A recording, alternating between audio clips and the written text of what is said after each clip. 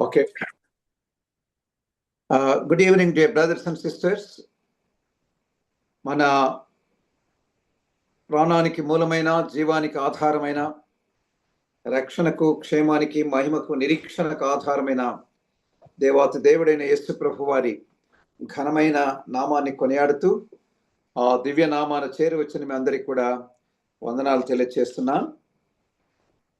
మనము Bible studies ఆరంభించాం. 4 Bible studies అయిపోయినాయి. 5వ బైబిల్ స్టడీది ఆదాము జీవితాన్ని గురించి మనం 2 బైబిల్ స్టడీస్ చూసాం. ఆ తర్వాత ఆయన 2వ కుమారుడైన ఏబేలు జీవితాన్ని గురించి కూడా చూసాం.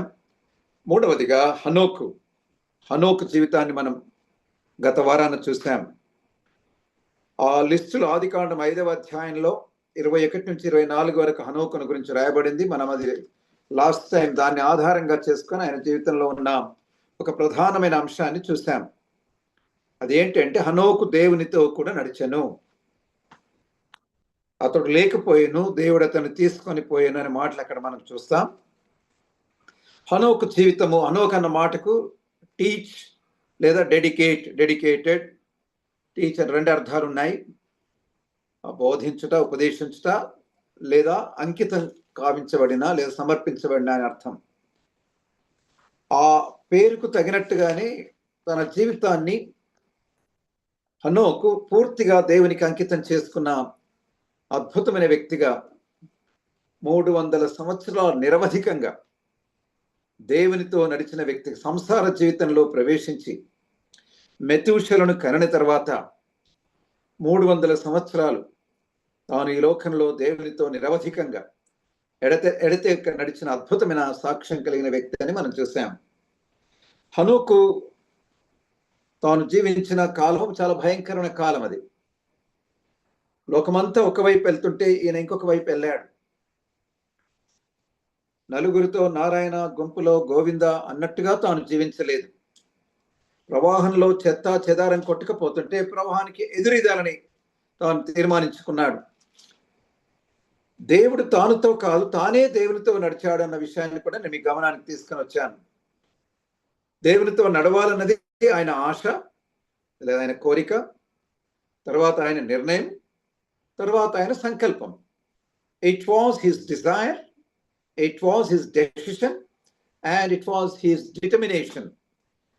ఈ మొట్టమొదటిగా ఈ అంశాన్ని మనం చూసాం. హనోకు జీవితాన్ని 3 భాగాలుగా విభజించవచ్చని కూడా నేను చెప్పాను. 3 స్థలాల్లో మాత్రమే ఆయన గురించిన 3 స్టేట్మెంట్స్ ఉన్నాయి. ఈనక్ వాక్డ్ విత్ గాడ్, హనోకు దేవునితో నడిచాను, అది మొట్టమొదటిది. 2వది హెబ్రీ పత్రిక 11వ అధ్యాయం 5వ వచనంలో మనము 2వ భాగాన్ని మనం చూద్దాం. 3వది యూదా పత్రిక 14వ వచనం నుంచి కింది కొన్ని వచనాలు అక్కడ ఉంటుంది. So he walked with God, he pleased the Lord లేదా please God, and then he prophesied of the Lord. ఆయన దేవుని నడిచాడు, దేవుని సంతోషపెట్టాడు, దేవునికి ఇష్టడుగా జీవించాడు. 3వది ఆయన దేవుని గురించి ప్రవచించాడు. ఈ సాయంకాలం ముందు 2వ స్టేట్మెంట్ మనం చూద్దాం. 2వ స్టేట్మెంట్ హెబ్రీ పత్రిక 11వ అధ్యాయం, హెబ్రీ పత్రిక 11వ అధ్యాయం 5వ వచనం. విశ్వాసమును బట్టి హనోకు మరణం రుచి చూడకుండానట్లు కొనిపోబడెను, అతడు కొనిపోబడక మునుపు దేవునికి ఇష్టడైనని సాక్ష్యము పొందెను. ఇది. సో సెకండ్ స్టేట్మెంట్ ఏంటంటే ఆయన దేవునికి ఇష్టడుగా జీవించాడు. ఇంగ్లీష్లో చెప్పాలంటే he lead a life that please the lord. He please the lord. ప్రభువును సంతోషపెట్టాడు. ఆయన ప్రభుకి ఇష్టడుగా జీవించాడు, ప్రభుని సంతోషపెట్టాడు. బైబిల్లో మనం చూస్తే కొంతమంది వ్యక్తుల జీవితాలు చూస్తే వారు ప్రభుకి ఇష్టలుగా ఉన్నట్టుగా చూస్తాం. దావీదు జీవితాన్ని మనం చూస్తాం. చూడండి, దావీదు కీర్తనల గ్రంథం 18:19. దావీదు ఆయనే అంటున్నాడు తన గురించి, విశాలమైన స్థలమున కారణను తోడుకొని వచ్చాను, నేను ఆయనకు ఇష్టడు గనుక ఆయన నన్ను తప్పించెను.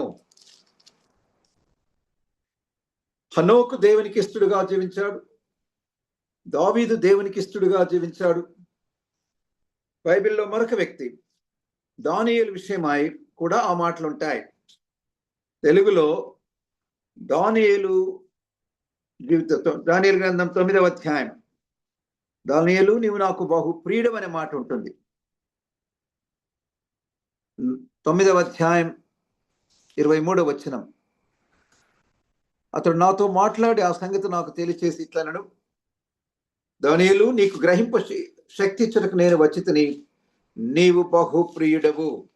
You are very dear to me Daniel. అంటే అర్థం ఏంటి? డానియేలు దేవునికి ఇష్టడుగా జీవించాడు, దేవుని సంతోష పెట్టాడు, దేవునికి ప్రీతికరంగా బ్రతికాడు. మనం క్రొత్త నిబంధనకు వస్తే ప్రభువైన యేసుక్రీస్తు వారిని గురించి తండ్రి అయిన దేవుడిచ్చిన సాక్ష్యం మత్తయి సువార్త 17వ అధ్యాయం 5వ వచనంలో, ఈయన నా ప్రియ కుమారుడు, ఈయన యందు నేను ఆనందించుచున్నాను. This is my beloved son, in whom or with whom I'm well pleased అనే మాటను తండ్రి అయిన దేవుడు మాట్లాడినట్టుగా చూస్తాం. సో హనోకు దేవునికి ఇష్టడుగా సంతోషపెట్టాడు, దావీదు దేవుని సంతోషపెట్టాడు, దానియేలు దేవునికి ప్రియుడిగా బ్రతికాడు. యేసయ్య ఈ లోకంలో ఉన్నప్పుడు అద్భుతమైన సాక్ష్యాన్ని, ఈయన నా ప్రియ కుమారుడు, ఈయన యందు నేను ఆనందిస్తున్నాను అంటే ఈయన నాకు ఇష్టడుగా ఉన్నాడు, ఈయన నాకు ప్రియుడిగా ఉన్నాడు, ఈజ్ మై డియర్ సన్ అనే మాట ఉపయోగిస్తున్నాడు. సాయంకాలం ముందు మనం ముందుకు వెళ్ళక ముందు ఒక్కసారి మనల్ని మనం పరీక్షించుకుందాం. Are we dear to the Lord? మనము దేవుడు మన యందు ఆనందిస్తున్నాడా, లేదా మనం దేవునికి ప్రీతికరంగా ఉన్నామా, మనము దేవునికి ఇష్టంగా ఉన్నామా అని పరీక్షించుకుందాం. సాయంకాలం ముందు ఈ రెండవ భాగాన్ని ఆధారంగా చేసుకొని ఎవరు దేవునికి ఇష్టలు అనే మాట మనం చూద్దాం. ఇప్పుడు who can please the lord, దేవునికి ఎవరు ఇష్టలు అనే ఈ అంశాన్ని సాయంకాలం ముందు చూద్దాం. దేవునికి ఎవరు ఇష్టలు, who can please the Lord, ఎవరు దేవుని సంతోష పెట్టగలరు అనే మాటను చూద్దాం. అదే హెబ్రీ పత్రిక 11:6 వచనాన్ని చూడండి. హెబ్రీ పత్రిక 11వ అధ్యాయం 6వ వచనం చదవండి. ఎవరైనా తీస్తే ఒకవేళ. హెబ్రీ పత్రిక 11:6. విశ్వాసము లేకుండా అసాధ్యము, దేవుని యొద్దకు వచ్చువాడు ఆయన ఉన్నాడనియు, తన్ను వెదుకు వారికి ఫలము దయచేయవాడనియు నమ్మవలెను కదా. ఎవరు దేవునికి ఇష్టలంటే ఎవరైతే దేవుని నమ్ముతారో వారు దేవునికి ఇష్టలు. Those who trust in the Lord, those who believe in the Lord, those who have faith in the Lord, దేవుని యందలి విశ్వాసం కలిగి జీవించేవారు దేవునికి ఇష్టలు. అసలు ఈ యొక్క అధ్యాయమే విశ్వాస వీరుల పట్టిక. It's a list of the heroes of faith. ఈ హీరోస్ ఆఫ్ ఫెయిత్ లో ఈయనకు రెండవ వాడుగా మనకు కనబడుతున్నాడు. విశ్వాసము లేకుండా దేవునికి ఇష్టడై ఉంట అసాధ్యమైన అద్భుతమైన స్టేట్మెంట్ ఉంది అది. It is impossible for anyone to please the Lord without faith. ఏంటి ఫెయిత్ అంటే ఏంటి అన్న విషయాన్ని కొన్ని నిమిషాలు ఆలోచన చేద్దాం. What does it mean by trusting in the Lord are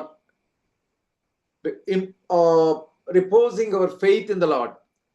ఆయన యందు మన విశ్వాసాన్ని ఉంచుట అంటే అర్థం ఏంటి అని మనం చూస్తే, there are 3 shades of meaning trust అనే మాటకు లేదా ఫెయిత్ అనే మాటకు. ఒకటి క్లింగ్ టు, హత్తుకొనుట. విశ్వాసం జీవితం అంటే ఏంటంటే యేసు ప్రభు నా కొరకై సిలువలో చనిపోయి తిరిగి లేచాడని కేవలం అది నమ్మడం, అదేమో ప్రాథమికమైన విశ్వాసం.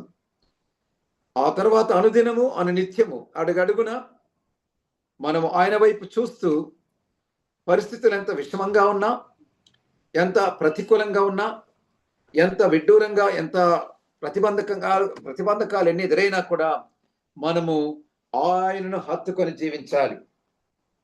క్లింగ్ టు అంటే హత్తుకొనుట. రూత్ నయోమిని ఎలా హత్తుకొని జీవించిందో ఓర్ప ముద్దు పెట్టుకుని వెళ్ళిపోయింది. కానీ రూతు మాత్రం, అత్తమ్మా నేను నీ వెంబడే వస్తాను, నీవెక్కడికి వెళ్తే అక్కడికి వస్తాను, నీవెక్కడ జీవిస్తే అక్కడ జీవిస్తాను, నీవెక్కడ చనిపోతే నేను అక్కడ చనిపోతాను, ఎక్కడ పాతి పెట్టబడితే నేను అక్కడ పాతి పెట్టబడతాను, నీవెక్కడ, నీ దేవుడే నా దేవుడు, నీ ప్రజలే నా ప్రజలు, మరణం తప్ప ఏది మనల్ని ఎడబాయకూడదని చెప్తుంది. అది విశ్వాసం అంటే. Clinging to the lord in all situations, in all circumstances, in ups and downs, in pains and pleasures, in sorrows and joys, in ebbs and flows, in adversity and prosperity, in health and sickness, and in victory and defeat. ఆటుపోటుల్లో, సుఖ దుఃఖాలలో, జయాపజయాలలో, ఆరోగ్య అనారోగ్య పరిస్థితుల్లో, ఎత్తుపల్లాలలో కూడా మనము ఆయనను హత్తుకోవాలి. Ruth నయోమిని హత్తుకొనని మాటకు Ruth గ్రంథం 1వ అధ్యాయం 14వ వచనంలో చూస్తాం. ఈ దినాలలో మనుషులు ఆస్తిపాస్తులను, అంతస్తులను, భోగభాగ్యాలను వీటిని హత్తుకొని జీవించాలని ఆశిస్తున్నారు. నీవు నేను ఎవరిని హత్తుకుంటున్నాం ప్రశ్నించుకుందాం. రెండవ మాట విశ్వాస జీవితం అంటే, రెండవ మాట అర్థం ఏంటంటే ఆయన పైన ఆనుకొనుట. Leaning upon the Lord. షూలమితి అరణ్యం గుండా వెళుతూ తన ప్రియుడైన సొలొమోను పైన ఆనుకొని వెళ్ళింది. అలాగే నువ్వు నేను భయంకరమైన అరణ్యం లాంటి లోకంలో, అరణ్యంలో క్రూర మృగాలు, ఖడ్గమృగాలు, విష సర్పాలు, చీకటి, పొదలు ఇవన్నీ ఉంటాయి. అలాగే ఈ పాప లోకంలో క్రూర జంతువుల కంటే క్రూరమైన మనుషులు మన చుట్టూ ఆవరించి ఉండగా, నీవు నేను మన జ్ఞానం పైన, మన విద్యాభ్యాసం పైన, మన అనుభవం పైన, మన తలాంతుల పైన, మన ప్రావీణ్యత పైన, మన తెలివితేటల పైన ఆనుకోకుండా, లేదా మన నోట్స్ పైన కాకుండా మన ప్రియుడైన యేసు పైన ఆనుకొని మన విశ్వాస జీవితాన్ని కొనసాగించాలని నేర్చుకుంటున్నాం. సో లెట్ us నీ స్వబుద్ధిని ఆధారము చేసుకొనక పూర్ణ హృదయముతో యెహోవా యందు నమ్మిక ఉంచుమని సామెతలు 3:5లో చూస్తాం. ఇంగ్లీష్లో don't lean on your own understanding అనే మాట ఉంటుంది. లీన్ అంటే ఆనుకొనుట. కాబట్టి మన జ్ఞానం పైన, మన శక్తి పైన, మన అనుభవం పైన కాదు, కానీ ఆయన పైనే ఆనుకొని జీవిద్దాం. పరీక్షించుకుందాం దేనిపైన ఆనుకున్నాం. ఈనాడు మన మనసు దేనిపైన ఉంది? ఆస్తులు, అంతస్తులు, భోగభాగ్యాలు, ధనధాన్యాలు, పేరు ప్రఖ్యాతులు వీటిపైన ఉందా? యేసు పైన ఆనుకున్నామా? మూడవ మాట దాగుకొనుట. కీర్తనలు 32:7 నా దాగుచో యెహోవా నీవే నా దాగుచోటు అంటున్నాడు దావీదు. సామెతలు 18:10లో యెహోవా నామము బలమైన దుర్గము, నీతిమంతుడు అందులోనికి పరిగెత్తి సురక్షితముగా ఉండును. ప్రియులారా, భయంకర దినాల్లో ఉన్నాం, అల్లకల్లోలిత ప్రపంచంలో ఉన్నాం, ఆందోళనతో కూడిన లోకంలో ఉన్నాం, అస్తవ్యస్తంగా ఉంది, అరాచకం ఎంతో కనబడుతున్న దినాలలో ఉన్నాం, అయోమయంగా ఉన్న లోకమంతా అయోమయంగా ఉన్న దినాల్లో మనం ఉన్నాం. అయితే ఆయన పిల్లలంగా మనం ప్రభువులో దావుకుంటే మనకు నిజమైన భద్రత, క్షేమము, ఆరోగ్యము, ఆనందము, ఆదరణ, ఆశీర్వాదం, ఆయుస్సు. కాబట్టి ప్రభులో దావుకోవడానికి నేర్చుకుందాం. అది మొదటి మాట. విశ్వాసము గలవారు దేవునికి ఇష్టలు. ఉందా? మనకు విశ్వాసం ఉందా? ఆలోచిద్దాం. ప్రాక్టికల్ లైఫ్లో, అనుదిన జీవితంలో ఆయనను హత్తుకుంటున్నామా? ఆయన పైనే ఆనుకుంటున్నామా? ఆయనలోనే దావుకుంటున్నామా? ఆలోచిద్దాం.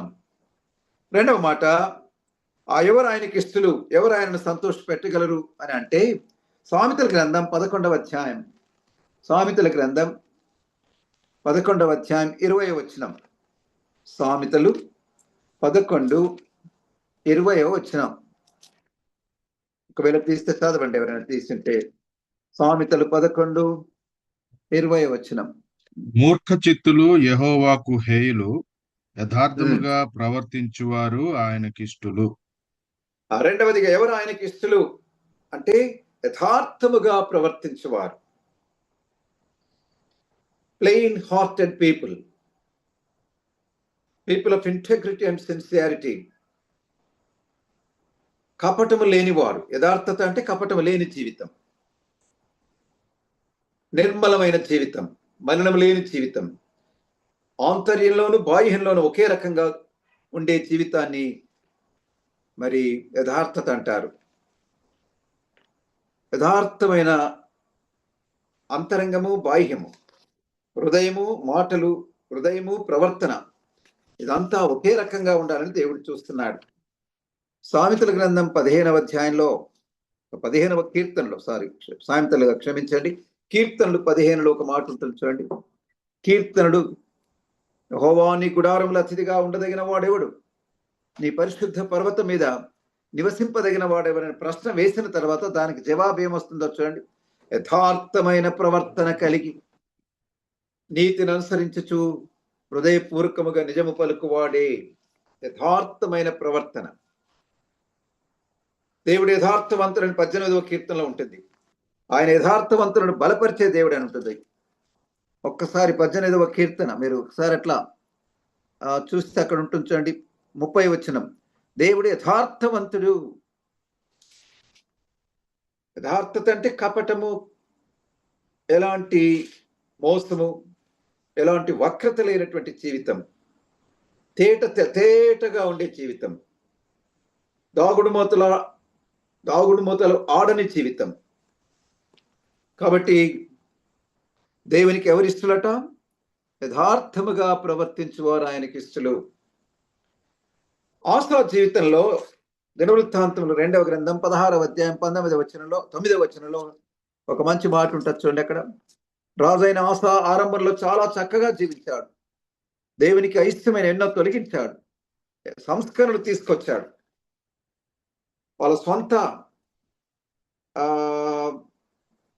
తన తల్లి మయక అసహ్యమైన ఒక దేవతా స్తంభాన్ని నిలిపేస్తే ఆమె పట్టణపు దేవే ఉండకుండా ఆమెను తొలగించేశాడు, త్రోసివేశాడు.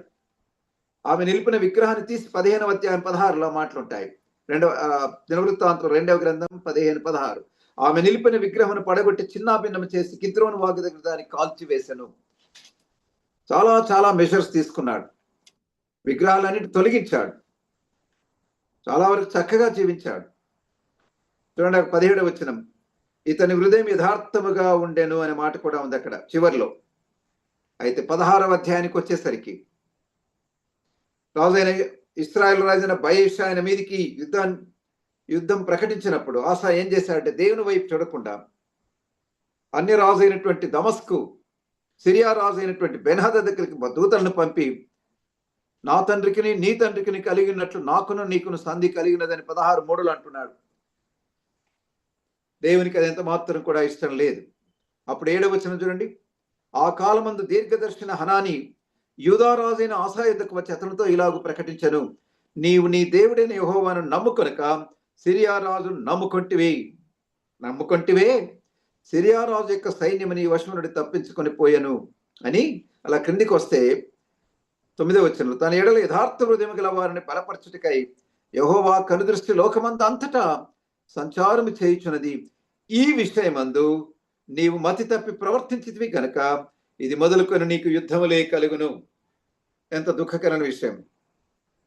He started off very well, continued very well for a long time, but towards the close, చివరి దినాలలో ఆయన యథార్థతను కోల్పోయాడు, దేవుని మర్చిపోయాడు, అన్యుల వైపు చూశాడు. అందుకని తన ఎడల యథార్థ హృదయం గల వారిని బలపరచుటకై యెహోవా కనుదృష్టి లోకమందు అంతటా సంచారం చేయుచున్నది.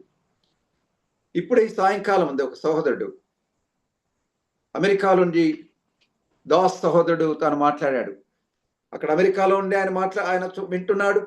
ఇక్కడ నేను జడ్చర్ల నుండి మాట్లాడుతున్నాను, మీరు కొంతమంది హైదరాబాద్లో ఉన్నారు, కొంతమంది డిఫరెంట్ ప్లేసెస్ లో ఉన్నారు. అన్ని స్థలాలలో ఉన్న వారిని యెహోవా కనుదృష్టి అలా చూస్తూ వస్తుందట.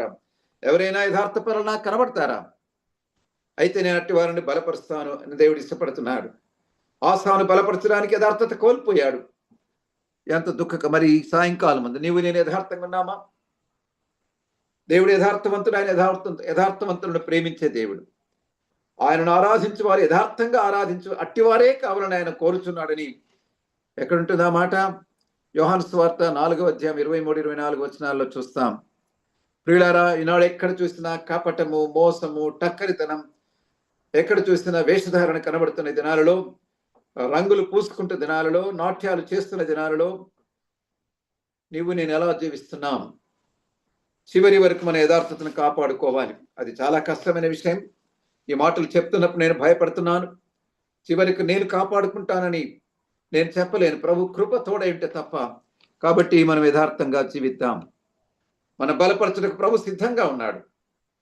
నీ సంకటాలలో, నీ కష్టాలలో, నీ ఇరుకుల్లో, నీ ఇబ్బందుల్లో, నీ నిందల్లో, నీ అవమానాల్లో, నీ రోగాలలో, నీ బలహీనతల్లో నీ దేవుడు నిన్ను బలపరచడానికి సిద్ధంగా ఉన్నాడు. అయితే మనం ఆయన వైపు చూడాలి, యథార్థత కలిగి బ్రతకాలి. మూడవ మాట సామెతలు 12:22. అదే సామెతల గ్రంథం 12వ అధ్యాయం 22వ వచనంలో మూడవ మాట చూద్దాం. ఎవరు దేవునికి ఇష్టలు, ఎవరు దేవుని సంతోష పెట్టగలరు? తీసిన వాళ్ళు చదవండి ఎవరైనా. 12:22. Okay, you're taking a lot of time. అబద్ధమాడు పెదవులు యెహోవాకు హేయములు, సత్యవర్తనులు ఆయనకిష్టులు. ఎవరిష్టులట? సత్యవర్తనులు, సత్యాన్ని అనుసరించి జీవించే వాళ్ళు.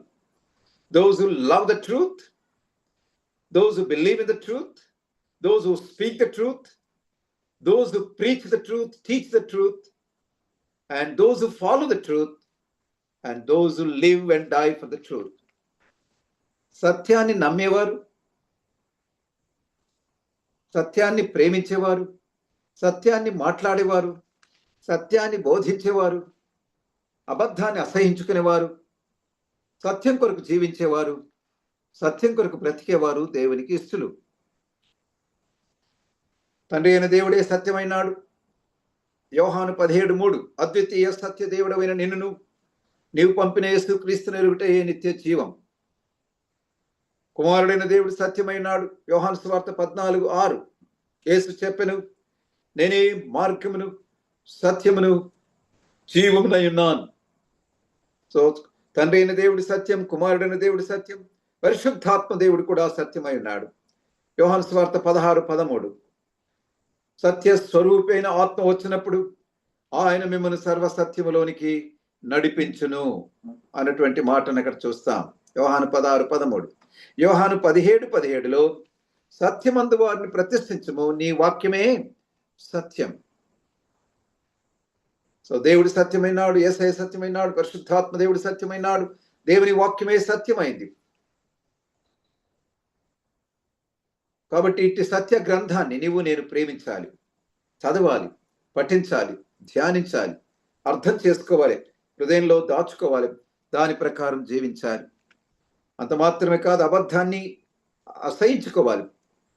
అబద్ధమాడు పెదవులు యెహోవాకు హేయములు అనే పై మాట చూస్తున్నాం. జాగ్రత్త, అనేక సార్లు మనం చాలా ఈజీగా, చాలా సులువుగా అబద్ధాలు ఆడేవారంగా మనం లేమా? పరీక్షించుకుందాం, యథార్థం ఒప్పుకుందాం. ప్రభా, ఈ పెదవులతో నేను అవసరమైనప్పుడు సత్యం మాట్లాడుతున్నాను, ఇంకొకప్పుడు అబద్ధం ఆడుతున్నాను, ప్రభా నన్ను క్షమించని అడుగుదాం.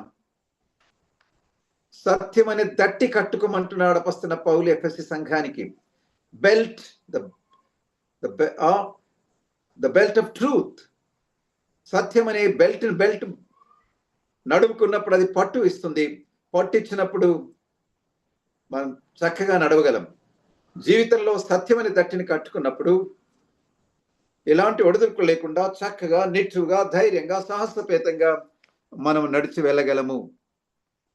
సామెతలు 3:3లో దయను సత్యమును ఎన్నడూను నిన్ను విడిచిపోనీయకము అని అంటాడు.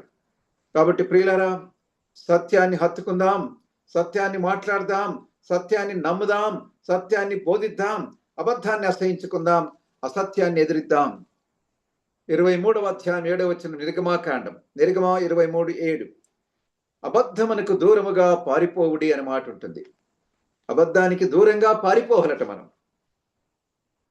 అలా ఉన్నామా? ఎఫెసీ 4:25లో మనము ఒకరికొకరు అవయవలమై ఉన్నాము కనుక మనలో ప్రతి వాడును తన పొరుగు అబద్ధం ఆడట మాని తన పొరుగు వానితో సత్యమే మాట్లాడవలెను. ఎంత మంచి మాట!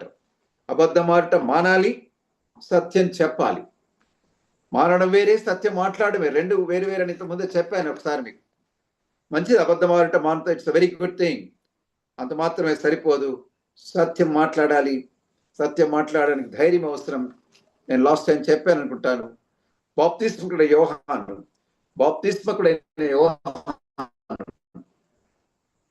హేరోదు అన్నాడు, నీ నీ తమ్ముని భార్యను నీవు ఉంచుకోవడం అది అన్యాయం, అబద్ధం, అక్రమం అన్నాడు.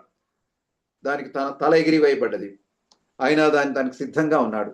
అలాగూ నువ్వు నేను ఈ దినాల్లో సత్యం కొరకు నిలబడడానికి తీర్మానం చేసుకుందాం. సత్యము అది 3వ మాట. 4వ మాట సామెతలు 21:3. సామెతల గ్రంథం 21:3 చూడండి. సామెతలు 21:3. నీతి న్యాయములను అనుసరించి నడుచుకొనుట బలులను అర్పించుట కంటే యెహోవాకు ఇష్టము. చూడండి, ఎవరు దేవుని సంతోష పెట్టగలరంటే, ఎవరు దేవునికి ఇష్టలుగా ఉండగలరంటే బలులు అర్పించేవారు కాదు. అంటే బలులు అర్పించడం మంచిదే, ఆరాధించడం మంచిదే, స్తుతి చెల్లించడం మంచిదే, ప్రార్థించడం మంచిదే. అవి బలులు, మనం అర్పించే బలులు. వాటికంటే నీతిని న్యాయాన్ని అనుసరించి మనం జీవించాలి. అన్యాయంతో అవినీతితో కూడిన ఈ లోకంలో మనం జీవిస్తున్నాం. ఎక్కడ చూసినా అవినీతి, ఎక్కడ చూసినా అన్యాయమే కనబడుతున్నటువంటి ఈ లోకంలో ప్రియ సహోదరి సహోదరులారా, దేవుడు నీతిని ప్రేమించే వారి కొరకు, నీతిని మాట్లాడే వారి కొరకు, నీతిని అనుసరించే వారి కొరకు, న్యాయంగా బ్రతికే వారి కొరకు దేవుడు చూస్తున్నాడు. దేవుని గ్రంథంలో నోవహు నీతిపరుడుగా జీవించాడు. అబ్రహాము దేవుని నమ్మిన కనుక అతను నీతిగా ఎంచబడిన మాట చూస్తాం. దావీదును గురించి సౌలు ఏమంటాడంటే, నాన్న దావీదు, నీవు నాకంటే నీతిపరుడు అంటాడు. చేతికి దొరికినప్పుడు చంపాల్సిన దావీదు చంపలేదు. చంపనందుకు సౌలుకు బుద్ధి వచ్చి అంటున్నాడు, నా కుమారుడా దావీదు, నీవు నాకంటే నీతిపరుడు అంటున్నాడు. ఎంత మంచి సాక్ష్యం అది. అలా ఎంతో మంది నీతిమంతులు, సమయోనుని గురించి రాయబడ్డ మాటతో నీతిమంతుడిగా జీవించాడు. అరిమతయి యోసేపుని గురించి రాయబడ్డ మాటతో నీతిమంతుడిగా బ్రతికాడు. బాప్తిస్మకుడైన యోహాను కూడా నీతిమంతుడిగా అనే మాటలు వారి జీవితాల్లో వాడబడ్డాయి. మనలో నీతి ఉందా? నీతి కొరకైన ఆకలి దప్పులున్నాయా? నీతి కొరకైన ఆకలి దప్పులు గలవారు ధన్యులు, వారు తృప్తిపరచబడదురు. దేని కొరకు ఆకలి ఉంది నీకు? ఆస్తుల కొరకు ఆకలి ఉందా? పేరు ప్రఖ్యాతుల కొరకు ఆకలి ఉందా? అన్యాయం చేయడానికి ఆకలి ఉందా? మోసం చేసి సంపాదించడానికి తహతహలాడుతున్నావా? లేదా నీతి న్యాయం కలిగి జీవించడానికి? న్యాయం ఆనాడు సమూయేలు కుమారులను గురించి ప్రజలు వచ్చి, అయ్యా సమూయేలా, నీవెంతో నీతిపరుడు, కానీ నీ బిడ్డలు అట్లా లేరు, వారు లంచగొండలు అయిపోయారు, అవినీతి పరులు అయిపోయారు అని చెప్తారు. ఆ మాటలు చాలా బాధ అనిపిస్తాయి, కానీ అది వాస్తవం. మరి సమూయేలు ఎంతో చక్కగా బ్రతికాడు, కానీ ఆయన కుమారులు అలా జీవించలేకపోయారు. సమూయేలు మొదటి గ్రంథం 8వ అధ్యాయం 3వ వచనం, వీరు బెయేర్షెబాలో న్యాయాధిపతులుగా ఉండిరి. ఎవరంటే సమూయేలు కుమారులు. అతని కుమారులు అతని ప్రవర్తనను అనుసరింపక ధనాపేక్షలై లంచములు పుచ్చుకొని న్యాయమును త్రిప్పివేయగా. ఎంత దుఃఖకరమైన విషయం. ఏలీ కుమారులు అలాగే జీవించారు. అఫ్ కోర్స్ వారంతా దుర్మార్గంగా వీరు లేరు, కానీ ఆయన వీరు కూడా న్యాయాన్ని తిప్పివేశారట, లంచగొండలుగా మారారట. తండ్రి ఎంతో చక్కటి సాక్ష్యం కలిగిన వాడు, మరి కుమారులు అది కీపప్ చేసుకోలేకపోయారు. ఈనాడు మనం న్యాయాన్ని ప్రేమిస్తున్నామా? ఆమోసు గ్రంథానికి వస్తే ఆనాడు భయంకరమైన అన్యాయం, అక్రమం, ఒకరినొకరు మోసం చేస్తున్నారు, ధనికులు పేదవారిని దోచుకుంటున్నారు. చూడండి, అక్కడ ఆమోసు గ్రంథం 5వ అధ్యాయం 24వ వచనంలో ఆమోసు చాలా స్ట్రైట్ గా మాట్లాడుతున్నాడు, మొహమాటం లేకుండా మాట్లాడుతున్నాడు, ఖండించి మాట్లాడుతున్నాడు. ఆయన ఒక ప్రవక్త కాడు, ఆయన ఒక పశువుల కాపరి, మేలుకునేవాడు, పశువులను కాసేవాడు. ఆమోసు గ్రంథం 5వ అధ్యాయం 24వ వచనం, నీళ్లు పారినట్టు న్యాయము జరగనీయుడి, గొప్ప ప్రవాహం వలె నీతిని ప్రవహింపనీయుడి. పిల్లారా, ఈ మాట చదివినప్పుడు ఈ దినాలలో మన జీవితాలను, కుటుంబాలను, సంఘాలను చూస్తే ఎక్కడా నీతి న్యాయం లేదు. ఆనాడు వారికి లేదు, నీతి న్యాయం లేదు. వారు పండుగలు బాగా చేసుకుంటున్నారు, ఆరాధనలు బాగా చేసుకుంటున్నారు, కార్యక్రమాలు చాలా ఉన్నాయి. పై వచనం చూడండి 21. మీ పండుగను నేను అసహించుకొనుచున్నాను, నేను ఆగ్రహింపనులను అంటున్నాడు దేవుడు. ఈనాడు కూడా చాలా పండుగలు, చాలా కార్యక్రమాలు, చాలా ఉజ్జీవ కూడికలు, చాలా రకరకాల కార్యక్రమాలు మనం ఎన్నో చేసుకుంటున్నాం. Praise the lord. సంతోషం. అది అంతటితో దేవుడు సంతోషించడు. అంతకంటే ప్రధానమైంది మన హృదయాల్లో నీళ్లు పారినట్లు ఏం చేయాలట? న్యాయమును జరగనీయుడి, గొప్ప ప్రవాహం వల్ల నీతిని ప్రవహింపనీయుడి అంటున్నాడు. ఈనాడు మన జీవితాలు ఎలా ఉన్నాయి? మనం నీతి న్యాయం కలిగి జీవిస్తున్నామా? అలా జీవిస్తే అప్పుడు మనం దేవునికి ఇష్టం. నీతిని న్యాయాన్ని ప్రక్కకి నెట్టి అన్యాయంగా అక్రమంగా బ్రతుకుతూ, అన్యాయంగా సంపాదిస్తూ, ఇతరులను మోసం చేస్తూ, చాలా అంతస్తులు భోగభాగ్యాలు కలిగి మనం జీవిస్తే అది దేవునికి అంత మాత్రం కూడా ఇష్టం లేదు. సో 4 మాటలు మనం చూస్తాం. విశ్వాసం గల వారు దేవునికి ఇష్టలు, యథార్థముగా ప్రవర్తించేవారు ఆయనకి ఇష్టలు, సత్యవర్తనులు ఆయనకి ఇష్టలు, నీతి న్యాయములను అనుసరించి జీవించేవారు ఆయనకి ఇష్టలు. 5వ మాట చూద్దాం. 147వ కీర్తన 11వ వచనం. 147వ కీర్తన 11వ వచనం. తన యందు భయభక్తులు గల వారి యందు, తన కృప కొరకు కనిపెట్టు వారి యందు యెహోవా ఆనందించువాడై ఉన్నాడు. అంటే ఎవరు యెహోవాను సంతోషపెడతారు, ఎవరు ఆయనకు ప్రియులు అంటే ఆనందించేవాడంటే ప్రియమైన వారి ఆనందిస్తాడు కదా. నా ప్రియ కుమారుడు ఆనందించానన్నాడు. కాబట్టి ఎవరట? భయము భక్తి, యెహోవా భయభక్తులు కలిగిన వారి యందు వారు ఆయనకి ఇష్టలు, లేదా వారి యందు ఆయన ఆనందిస్తాడు, లేదా వారు ఆయనను సంతోషపెడతారు. ఎంత మంచి మాట. తెలుగులో చక్కగా భయభక్తి అని ఉంటుంది, ఇంగ్లీష్లో అలా ఉండదు. ఫియర్ అనే మాటనే ఉంటుంది. Those who fear the lord. కానీ తెలుగే మనం చూద్దాం. భయము భక్తి. ఈనాడు మైక్రోస్కోప్ పెట్టినా, టెలిస్కోప్ పెట్టి చూసినా, ఆఖరికి స్టెథోస్కోప్ పెట్టి చూసినా, there is no scope for fear of the Lord, no scope for reverence for the Lord. ఈనాడు దేవుని భయం లేకుండా మనం జీవిస్తున్నాం. అందుకని ఎక్కడ చూసినా మిమ్మల్ని బట్టి ఏది కదా నా నామం అన్య జనుల మధ్య నా నామం దూషింపబడుతున్నదని రోమా 2:24లో చెప్పబడిన వాక్యం ఈనాడు అనేక మన జీవితాల ద్వారా నెరవేర్చబడుతున్నది. అనేకులకు ఆశీర్వాద కారణంగా ఉండాల్సిన మనం అనేకులకు అడ్డుబండంగా మారాం, అనేకులకు ఆటంకరంగా జీవిస్తున్నాం. Instead of being a channel of blessing to the people around, we have become a stumbling block to others. ఇతరులకు అడ్డుబండంగా మారలేదా? ఒకసారి ఆలోచిద్దాం. దేవుని భయం మనకుందా? అబ్రహాం దేవునికి భయపడ్డాడు. మనం ఎవరికి లెక్క ఒప్ప చెప్పవలసినదో ఆ దేవుని కనులకు ఏది మరుగులేక సమస్తమును తేటగా ఉందని హెబ్రీ పత్రిక 4:13లో ఉంది. ఆ వచనాన్ని నోట్ చేసుకోండి, తర్వాత ఇంట్లో చూడండి. మనం ఎవరికి లెక్క ఒప్ప చెప్పవలసినదో ఆ దేవుని కనులకు సమస్తమును తేటగా, ఏది మరుగు లేక సమస్తమును తేటగా ఉంది. దేవుడు మనల్ని చూస్తున్నాడు. ఒంటరిగా ఉన్న చూస్తున్నాడు, నలుగురిలో ఉన్న చూస్తున్నాడు, ప్రైవేట్ లైఫ్ ని చూస్తున్నాడు, పబ్లిక్ లైఫ్ చూస్తున్నాడు. కాబట్టి దేవుని కనులకి ఏది మరుగు లేదు. భార్య కనులు కప్పొచ్చు, భర్త కనులు కప్పొచ్చు, తల్లిదండ్రుల కనులు కప్పొచ్చు, ఎవరి కనులైనా కప్పి మోసం చేస్తూ బ్రతకవచ్చు. కానీ ప్రియ సహోదరి సహోదరుడా, దేవుని కనులు మనం మొయ్యలేం, దాచలేం. కాబట్టి ఆ విషయాన్ని గమనించి దేవుడు నన్ను చూస్తున్నాడు, నేను దేవునికి లెక్క అప్ప చెప్పాలి అని ఆలోచన కలిగి బ్రతుకుదు. అబ్రహాం దేవుని భయం కలిగి బ్రతికాడు. ఆదికాండం 22:12లో దేవుని దూత అంటున్నాడు, నీకు ఒక్కడైన నీ కుమారుణ్ణి నీవు నాకు వెనుదీయలేదు కనుక ఇందును బట్టి నీవు దేవునికి భయపడుచున్నావని నేను తెలుసుకుంటాను అంటాడు. ఎంత మంచి సాక్ష్యం అది. దేవుడు ఏది అడిగితే అది అబ్రహాం ఇచ్చాడు. అది భయం అంటే. నీ దేవుని భయం నీకు నాకుంటే దేవుడు ఏది అడిగితే అది ఇవ్వాలి. మనం ఏమంటాం?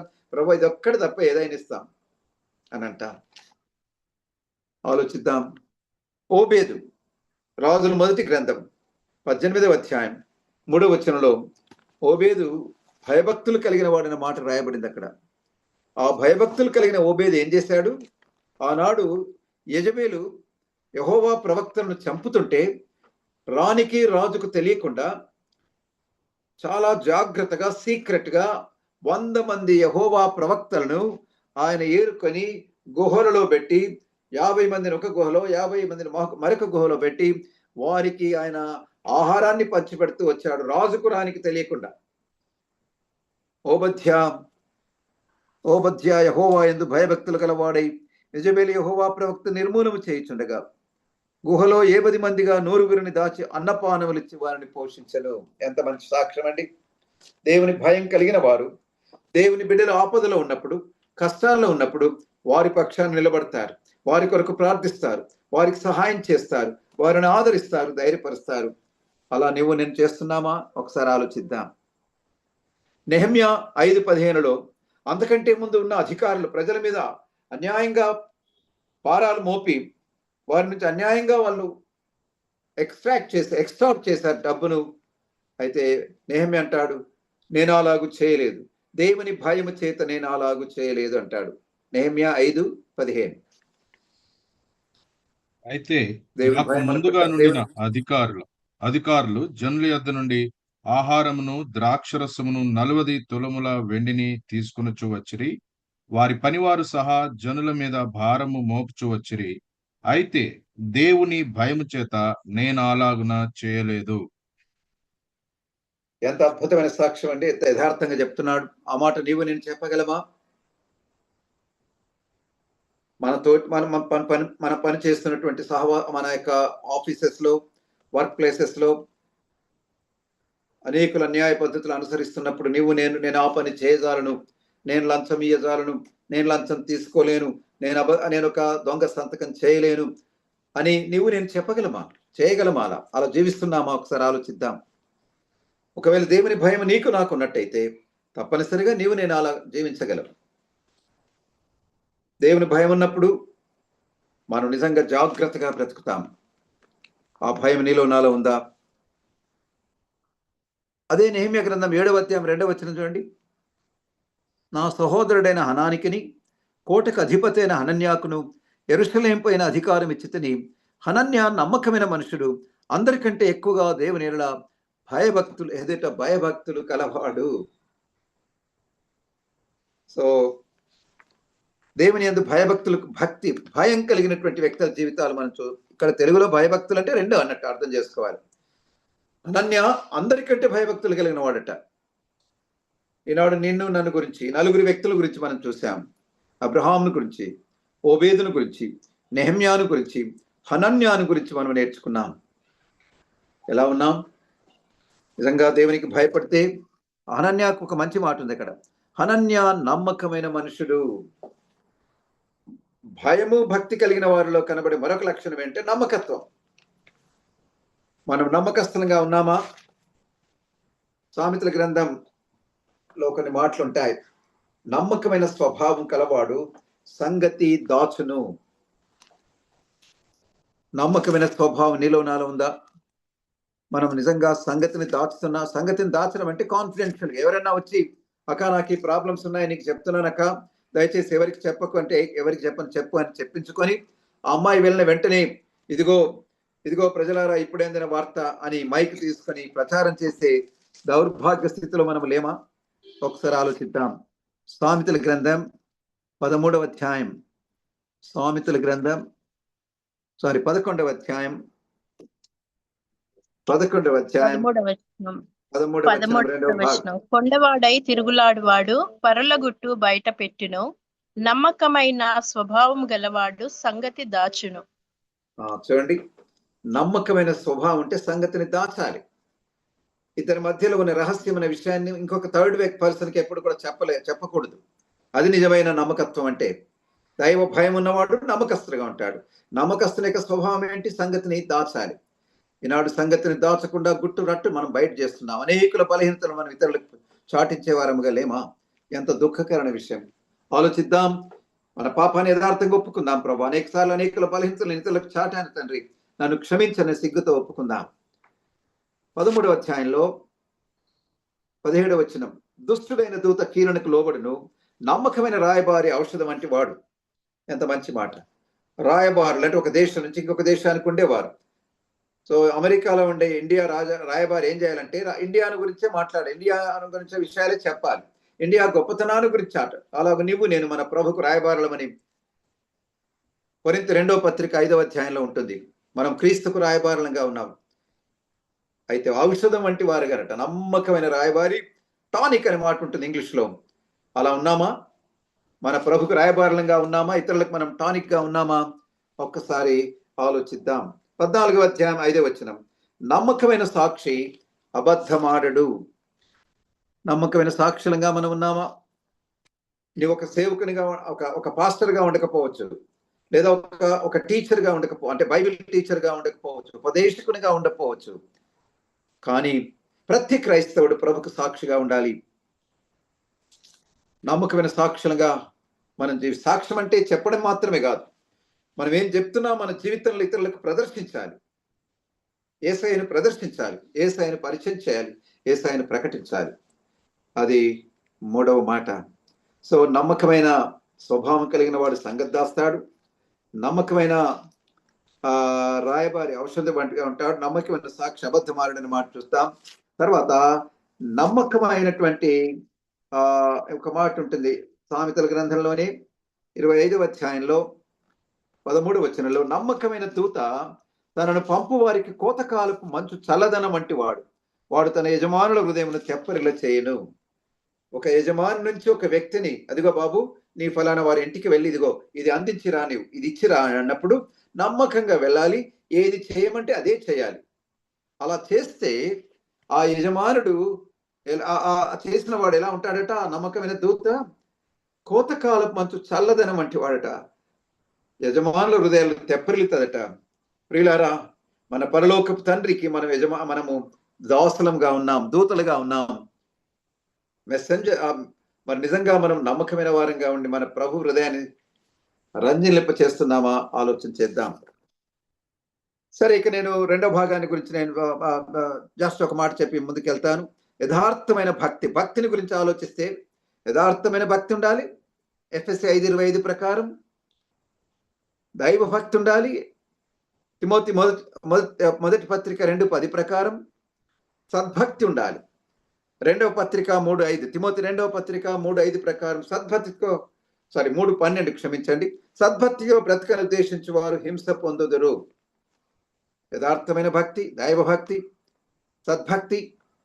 యాకోబు 1:27, పవిత్రమును నిష్కలంకమైన భక్తి. అది ఏందట? విధవరాండ్లను, దిక్కులేని పిల్లలను వారి ఇబ్బందులలో పరామర్శించుటయే అది నిజమైన భక్తి. ఇహలోక మాలిన్యము తనకు అంటకుండా కాపాడుకుంటేయే నిజమైన భక్తి.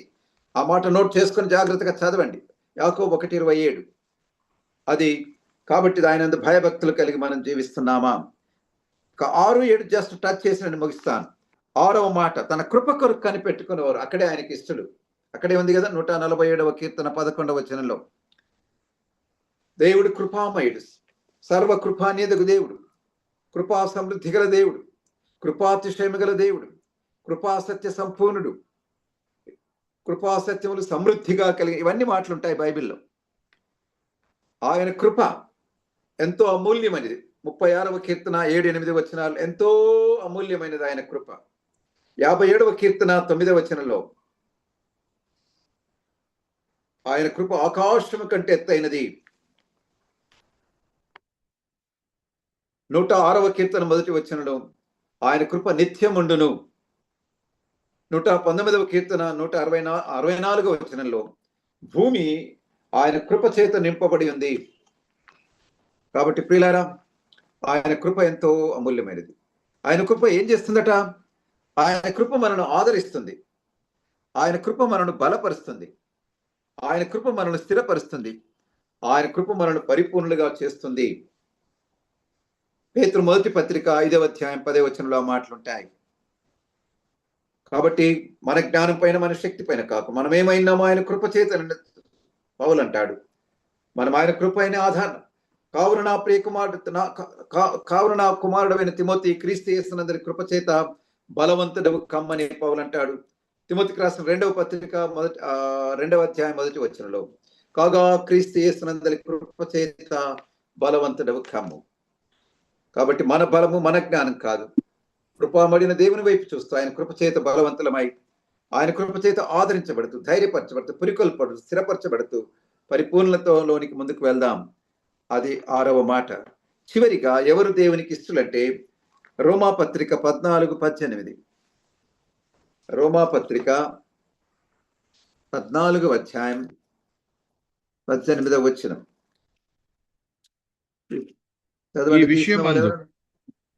ఈ విషయమందు క్రీస్తునకు దాసుడైన వాడు దేవునికి ఇష్టడును మనుషుల దృష్టికి యోగ్యుడనై ఉన్నాడు. ప్రియులారా, 7వ మాట, ఎవరు దేవునికి ఇష్టలంటే దాసుడైన వాడు. One who is a bond slave, one who is a servant. A servant is the one who pleases his master. మనం క్రీస్తునకు ఇష్టలుగా జీవించాలంటే మనం దాసులుగా ఉండాలి. ఆయనే రాజాది రాజైన ఆ ప్రభులకు ప్రభు అయిన యేసయ్య లోకంలో దాసుడిగా బ్రతికాడు. సృష్టిల పాదాలు కడుగునంతగా తను తాను తగ్గించుకున్నాడు. మరి ఆయన యజమానుడై ఉండగా మనం దాసులంగా ఉండాలని ఇష్టపడుతున్నామా? దాసుని కన్నులు ఎల్లప్పుడూ యజమానుని వైపే ఉండాలి. ఆ మాట కీర్తనలో ఉంటుంది. కీర్తన గ్రంథంలో 123వ కీర్తన అనుకుంటాను. అక్కడ దాసుని కనులు తన యజమానుని వైపును దాసురాలి కనులు అనే మాటలు ఉంటాయి. 123వ కీర్తన 2వ వచనం. దాసుల కనులు తన యజమానుని చేతి తట్టును, దాసి కనులు తన యజమానురాలు చేతి తట్టును చూచినట్లు మన దేవుడైన యెహోవా మనల్ని కరుణించే వరకు మన కనులు ఆయన తట్టు చూచుచున్నవి. ప్రియులారా, భయంకర దినాల్లో ఉన్నాం. అక్రమం పెరిగిపోతున్న దినాలలో ఉన్నాం. ప్రభువులు అక్కడ సమీపంగా దినాలలో ఉన్నాం. కాబట్టి మన కనులు ఎప్పుడు ఇంత గొప్ప సాక్షి సమూహం మేఘములను మనం ఆవరించినందున ప్రతి భారమును సులువుగా చిక్కులు పెట్టి పాపను విడిచిపెట్టి విశ్వాసమును కర్త దాన్ని కొనసాగించు వాడిని యేసు వైపు చూస్తూ ముందుగా ఉన్న పందెములో ఓపికతో పరిగెత్తుదము. ఎబ్రీ 12:1-2. కాబట్టి మనం యేసు మన కనులు ఆయన వైపే చూడాలి. మనల్ని మనం చూసుకుంటే నష్టపడతాం, లోకాన్ని చూస్తే మునిగిపోతాం. యేసు వైపు చూసినంత వరకు సముద్రం పైన నడిచాడు పేతురు. గాలిని చూసి భయపడి పక్కకు తిరిగాడు, మునిగిపోయాడు. అలాగూ మన యజమానుని వైపే మన కళ్ళు ఎత్తుకొని దాసుల వలె మన వైపు చూద్దాం. దాసుడు ఎప్పుడు కూడా యజమానిని గణపరచాలి, గౌరవించాలి. గణపరుస్తున్నామా? మహింపరుస్తున్నామా? దాసుడు ఎప్పుడు యజమానికి భయపడాలి. ఇప్పుడే భయాన్ని గురించి నేర్చుకున్నాం. భయపడుతున్నామా? దాసుడు యజమానిని ప్రేమించాలి. ప్రేమిస్తున్నామా? మనం